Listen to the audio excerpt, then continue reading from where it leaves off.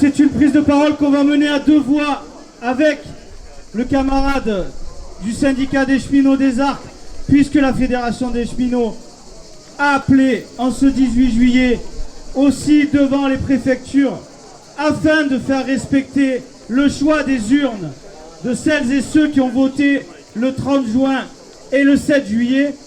Donc sachez qu'en France, aujourd'hui, il y a déjà eu plus de 60 rassemblements de ce type tout au long de la journée, dont un à République à Paris qui dure encore. Ouais, vous pouvez applaudir parce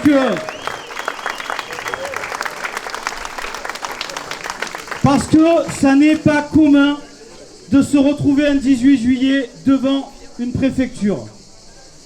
À dire vrai,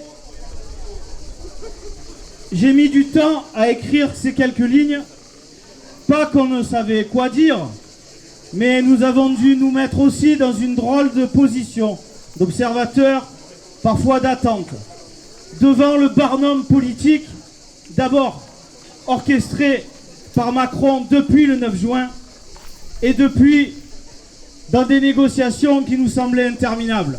Et pourtant, tout au long de l'histoire, c'est déjà arrivé que ça prenne du temps. Les forces de gauche ont été placées en tête du second tour des législatives.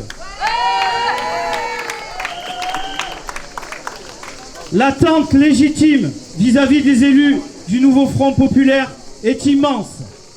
Celui-ci doit maintenant faire preuve d'une responsabilité au moins équivalente à celle de ses électrices et électeurs, ainsi que des organisations syndicales qui ont soutenu le programme du peuple de gauche, qui ont soutenu en toute conscience le programme du nouveau Front populaire et en toute responsabilité.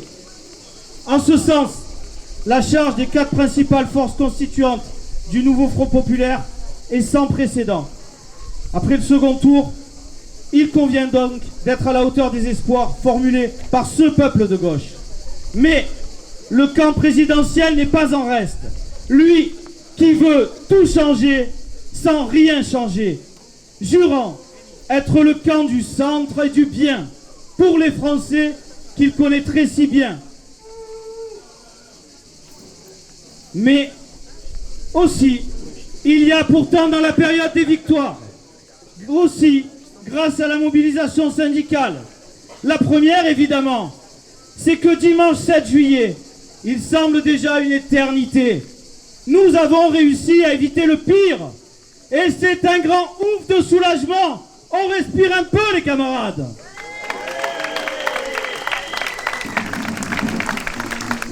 Mais il va nous falloir travailler, continuer le travail de fond. Parce que, et c'est une réalité, l'extrême droite n'a jamais été aussi proche du pouvoir.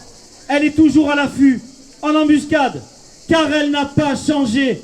Nous avons vu dans cette campagne, pour celles et ceux qui auraient pu l'oublier, son vrai visage. Une extrême droite qui est toujours aussi raciste, homophobe, sexiste, violente. Et donc, pour certains et certaines d'entre nous, l'extrême droite, c'est une menace existentielle. Dans le Var,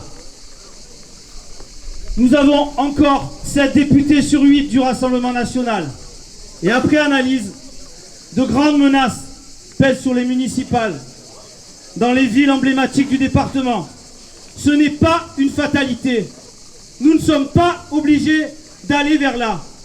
Mais il nous faut aussi rappeler à l'intérieur des entreprises et des administrations, dans nos syndicats et nos associations, le risque que ça fait peser dans la perspective des futures élections sénatoriales. Et oui, parce que, comme tout le monde peut-être l'oublie, si le RN était présent en masse au Sénat, il aurait les moyens d'agir sur les questions constitutionnelles. La deuxième victoire, et aujourd'hui, nous en parlons trop peu, c'est la victoire du retrait de la réforme de l'assurance chômage.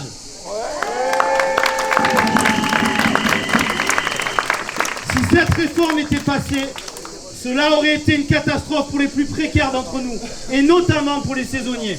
La CGT d'ailleurs, comme chaque année, organise le grand déploiement en direction des saisonniers tout l'été. C'est la première fois concernant l'assurance chômage que nous réunissons à gagner le retrait d'une réforme et ce n'est pas rien. Maintenant va se réouvrir une négociation et nous devons exiger du MEDEF d'avoir un nouvel accord, de nouveaux droits pour améliorer la situation des travailleuses et des travailleurs. C'est à notre portée et il va nous falloir du rapport de force. Il reste maintenant l'essentiel. L'essentiel, les camarades, gagner le meilleur. Parce que si l'on ne change pas la situation économique et sociale, si l'on ne répond pas aux énormes attentes des travailleuses et des travailleurs, l'extrême droite, aux prochaines élections, va encore passer en tête. Mais pour gagner le meilleur, la première des choses, il faut, et c'est le sens de ce rassemblement, qu'Emmanuel Macron sorte du déni et des basses manœuvres politiques. Il a perdu! Il a perdu! Nous sommes le 18 juillet et il a perdu. Il doit respecter le résultat des urnes, nommer un Premier ministre issu de la force arrivée en tête, à savoir le nouveau Front populaire. Parce qu'il n'est pas question, après qu'il ait organisé ce grand chaos dans le pays pendant un mois, de recommencer comme si rien n'était. Et pour reprendre ce vieux slogan de la bourgeoisie, tout changer pour ne rien changer. Non, il y a eu un vote clair. L'extrême droite a été battue et la majorité des électrices et des électeurs a aussi sanctionné la politique économique et sociale. Vous voulez du changement, nous voulons du changement. La majorité veut du changement. Ceux qui ont voté veulent du changement.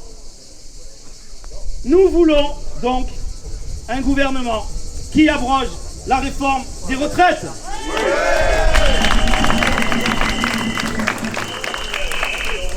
Nous voulons un gouvernement qui augmente les salaires et les pensions. Nous voulons un gouvernement qui investisse dans nos services publics. À commencer par le service public de la santé, qui est aujourd'hui asphyxié de façon honteuse. Et là, il y a urgence. Et nous avons des dossiers urgents. Et ces rassemblements du 18 juillet sont là pour le rappeler. Et mon camarade cheminot va maintenant intervenir sur ce qui nous concerne tous et toutes.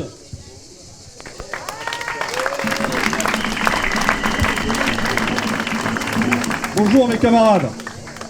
Parce que la Fédération CGT des cheminots, qui a appelé à des urgences, elle ne peut attendre. Une des urgences qui nous concerne toutes et tous, c'est la question du fret ferroviaire. Car le gouvernement d'Emmanuel Macron et la minorité d'Emmanuel Macron a organisé la privatisation du fret ferroviaire, ce qui se traduit par un report modal du transport de marchandises par la route. Alors que dans le Var, nous avons des infrastructures permettant de désengorger les grands axes routiers, notamment les voies du port de la Seine, celles du port de Toulon, ou bien encore celles des Bréguières en Dracénie. Le gouvernement d'Emmanuel Macron préfère permettre aux ultra-riches de faire du profit en cédant le patrimoine national plutôt que de s'occuper de la question environnementale. Exit le changement climatique. L'autre urgence concerne également l'accès au transport pour toutes et tous et leur coût pour la collectivité. Le conseil régional de PACA, avec ses élus LR et RN, a choisi de privatiser le transport des usagers du rail de manière anticipée. Ainsi, cela fait 3 ans que Transdev, qui aura la charge des trains intercités entre Marseille et Nice, à compter de mi-2025, reçoit une subvention de 50 millions d'euros par an sans avoir fait rouler ne serait-ce qu'un seul train. Transdev, qui s'avère déjà également plus onéreux au prix du kilomètre rail que l'entreprise historique.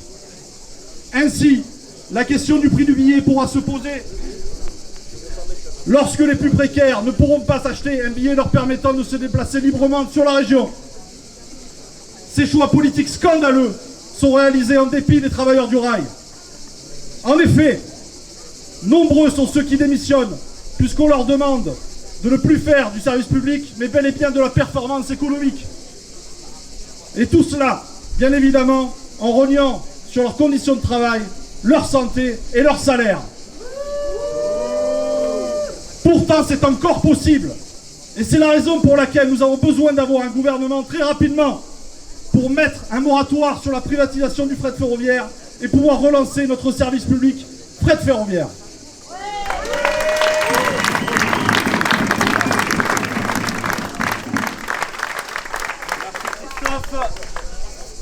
C'est bientôt fini, mais en ce 18 juillet, c'est fini, mais tout redébute et tout recommence. Et le message est très simple. La démocratie, ce n'est pas un slogan. Ce n'est pas non plus quand ça les arrange ou comme en face.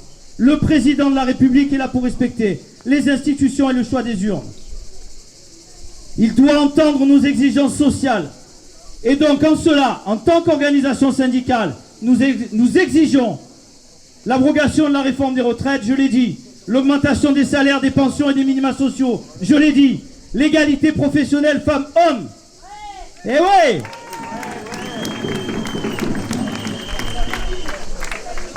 Eh ouais. L'abrogation définitive de la loi plein emploi, ainsi que du décret assassin contre l'assurance chômage. C'est pas rien ça. Ça concerne des millions de gens. Et enfin, ça, ce sont nos enfants.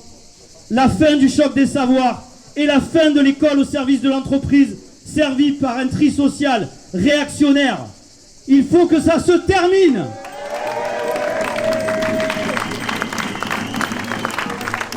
Christophe l'a dit, des moyens pour nos services publics et l'arrêt du processus de privatisation de fret SNCF et du transport ferré de voyageurs. Nous exigeons une vraie politique de réindustrialisation du pays. Nous exigeons pour nos 1000 camarades la garantie des libertés, en commençant par voter une amnistie des militants syndicaux condamnés lors d'actions revendicatives. Enfin, et pour conclure ce beau rassemblement du 18 juillet, courageux vous êtes, courageuses. Rendez-vous surtout, on l'a appelé le moyen long terme, dans les syndicats, dans les associations. Parce que pour changer en profondeur la situation du pays, il nous faut nous organiser. Parce qu'enfin, nous nous sommes rappelés que la politique, ce n'est pas seulement l'affaire de quelques professionnels. C'est notre affaire à toutes et tous. Oui, il faut repolitiser la société. Ce n'est pas un gros mot. Et les organisations syndicales ont aussi leur rôle à jouer.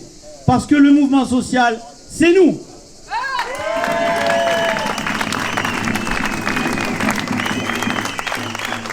Alors, pendant que le vote se produit sous les ors de la République, quelle que soit la situation dans les jours et semaines à venir, nous continuerons, dans l'unité syndicale la plus large possible, à imposer nos revendications par la lutte, la grève, avec constance et responsabilité.